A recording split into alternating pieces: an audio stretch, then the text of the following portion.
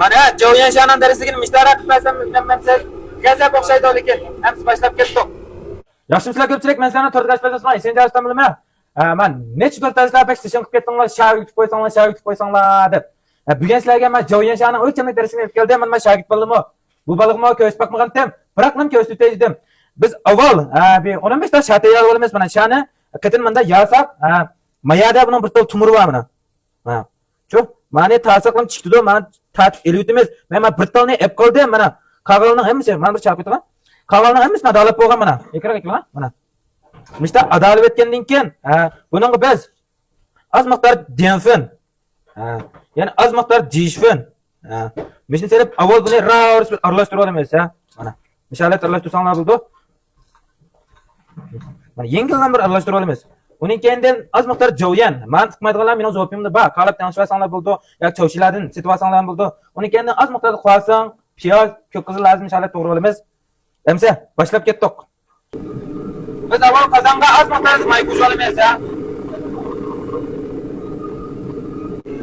Mana yog' maqdar qizg'andan keyin bizning shani solamiz, Buni selib yengil aralashtirib turamiz,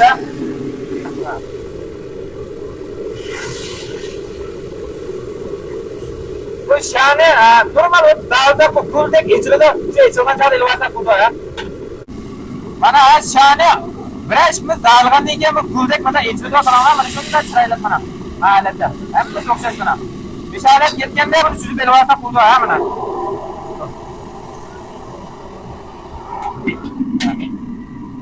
Endi qozonga az miqdor yakuzor, achchiqroq yeydiganlar.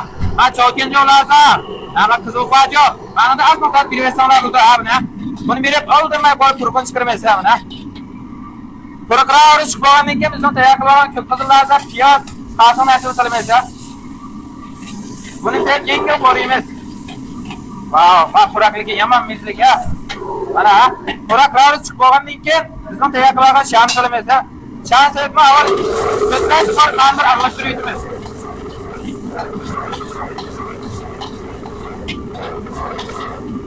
mana. Endi bizning tayyorlagan joyini bersekman bo'ldi, mana. Shunday eshitib chiqadigan ma'qul.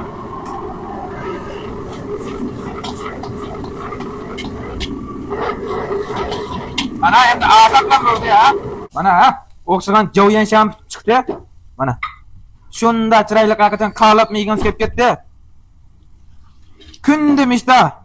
O'xshagan saylarning darsligini yo'llab qo'yapman. Hamsa bugun vaqalar g'onjoq qilishni unutib qolmanglar. Mana. Endi ma'nosini tubsi yengil sepiramiz mana.